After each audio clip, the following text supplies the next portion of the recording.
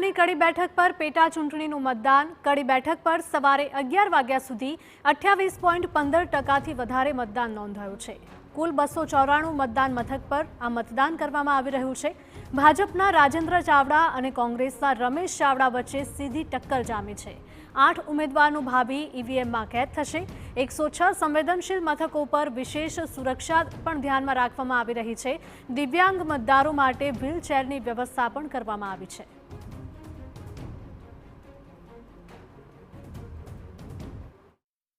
કડી વિધાનસભા બેઠક પર પેટા ચૂંટણી યોજાઈ રહી છે અને મતદાન શાંતિપૂર્વક ચાલી રહ્યું છે। વહેલી સવારથી લગભગ 9 વાગ્યા સુધી 10% વધુ મતદાન થઈ ચૂક્યું છે। મારી પાસે આપ જોઈ શકો છો કે લગભગ 2,89,000 જેટલા મતદારો આજે મતાધિકારનો ઉપયોગ કરશે અને વહેલી સવારથી શાંતિપૂર્વક મતદાન ચાલી રહ્યું છે। કડી વિધાનસભા બેઠક પર કોંગ્રેસ, ભાજપ, અપક્ષ અને આમ આદમી પાર્ટી તેમજ શંકરસિંહ વાઘેલાની પ્રજાશક્તિ ડેમોક્રેટિક પાર્ટીના ઉમેદવાર મેદાને છે। ત્યારે આપણે જે વોટર્સ છે એમની સાથે વાત કરીશું કે કેવા પ્રકારનો માહોલ છે અને કેવો ઉત્સાહ છે યુવાનોમાં, ખાસ કરીને મતદાનનો। મતદાનનો ઉત્સાહ કેવો છે? ઘણો સારો છે। શા માટે મતદાન કરવું જોઈએ? મતદાન આવશ્યક છે। જે ભારતના વિકાસ માટે જે બી વ્યક્તિ આપણે ચૂઝ કરીએ છીએ એટલે એ વિષય માટે થઈને આપણે કમ્પલસરી વોટ આપવો જ જોઈએ। તો રાઈટ કેન્ડિડેટ્સ આવે સત્તામાં। એક વોટનું મહત્વ કેટલું છે? કહેવા જઈએ તો વોટ કિંમતી છે આપણો। દરેક વોટનું કેલ્ક્યુલેશન થાય છે। જ્યારે હાર જીતમાં એક વોટની વેલ્યુ ત્યારે સમજાય જ્યારે કોઈ એક વોટથી હારી જાય। એક વોટથી પક્ષ ઉમેદવારની હાર જીત પણ થઈ શકતી હોય છે। આગળ બીજા કેટલાક લોકો સાથે પણ વાત કરીશું। કેવો ઉત્સાહ છે? સારો ઉત્સાહ છે। સારું વોટિંગ થાય એવું સારું વિચારીએ છીએ। કડીમાં જો આપ જોઈ શકો છો કે લાઈનો લાગી છે, યુવાનો હોય કે વૃદ્ધો હોય। બીજી તરફ આપણે દ્રશ્યો પણ બતાવવા માંગીશ કે મહિલાઓ પણ લાઈનોમાં લાગેલી જોવા મળી રહી છે। આપ જોઈ શકો છો કે મહિલાઓ પણ વોટિંગ માટે સવારથી લાઈનોમાં લાગી છે। આ મતદાન મથકોના જે બૂથો છે તેના પરની વાત કરીએ તો દરેક પ્રકારની વ્યવસ્થા પણ કરવામાં આવી છે। પાણીની વ્યવસ્થા હોય કે બહાર મોબાઈલ મૂકવાની વ્યવસ્થા હોય। બેન, આપ જણાવશો કે કેવો માહોલ છે અને કેટલા સમયથી ઊભા છો? વોટિંગ કેમ જરૂરી છે? 5 જ મિનિટ થઈ મને આવે અને વાર નથી લાગતી અને મતદાન સરસ થાય છે। હવે આપ જણાવશો કે મતદાન કેમ કરવું જોઈએ? યુવાન સાથે પણ વાત કરીશું, યુવાનો સાથે પણ આપ જણાવશો આપ પણ વોટિંગ માટે આવ્યો છો। કેવી કડીના કયા પ્રશ્નોને ધ્યાનમાં રાખી અને આપ નાગરિકોનો સૌથી પહેલો તો અધિકાર છે મતદાન કરવું અને બહુ જરૂરી બી છે સારા ભવિષ્ય માટે। અને પ્રશ્નોનું જે સોલ્યુશન લાવી આપે, આપણા જે રોડ છે, જે બીજી નૈતિક આપણી જવાબદારી છે એ કરવું જોઈએ। અને કોઈ બી સરકાર હોય એમની સોલ્યુશન લાવવાની ફરજ છે। કડીમાં એવા કયા મુદ્દાઓ વોટર્સ ધ્યાનમાં રાખશે અને વોટ કરશે?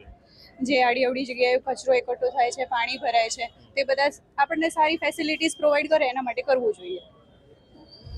આપણને જે સારી સગવડ આપે, વ્યવસ્થા આપે અને કડી વિસ્તાર માટે જે કામ કરે એના માટે વોટ આપવો જોઈએ। અને એક વોટથી હાર જીત પણ થઈ શકે છે એ મહત્વ વોટર્સ જાણે છે અને એ પોતાની ફરજ સમજી અને એક વોટનું મહત્વ કે અમૂલ્ય મત છે એ સમજીને સવારથી આજે કડી વિસ્તારમાં મતદારો મત આપવા માટે લાઈનોમાં લાગી ગયેલા જોવા મળી રહ્યા છે। મહેસાણાથી મનીષ ટીવી।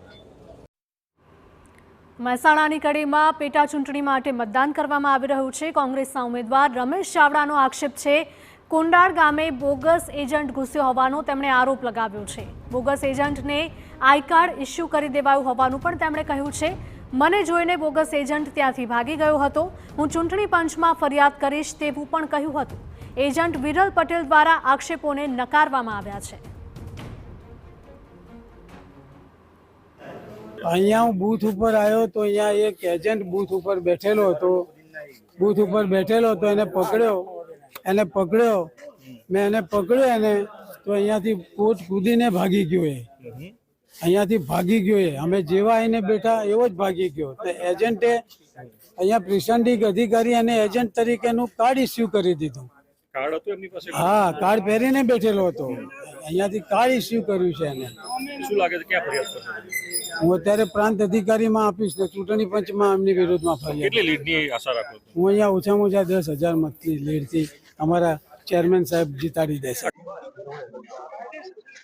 તો સમગ્ર મામલે વિવાદ વકરતા એજન્ટ વિરલ પટેલ સામે આવ્યો હતો અને તેણે જણાવ્યું હતું કે તે અપક્ષ ઉમેદવાર જયેન્દ્ર રાઠોડના પક્ષમાંથી એજન્ટ છે, પરંતુ કોંગ્રેસના ઉમેદવાર દ્વારા ખોટા આક્ષેપો કરાયા હતા. ત્યારે કોઈ માથાકૂટ ન થાય એટલે તે બૂથમાંથી બહાર નીકળી ગયા હતા. એમાં શું એમને મારા ઉપર ખોટો આક્ષેપ કર્યો, ભાગી નતો ગયો હું.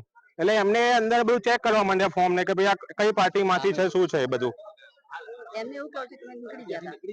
ના ના, હું નીકળી ગયો, હું અહીં જ આવી ગયો હતો, બહાર જ આવી ગયો હતો. એટલે અંદર ફોર્મ ને ચેક કરતા હતા. એમનો ખોટો આક્ષેપ હતો એમ મારી સાઈડ થી. ના, એ ખોટું છે એમનું. હા, રજીસ્ટ્રેશન છે મારું, અંદર ફોર્મ પણ છે, મારી સાઇન પણ છે અંદર.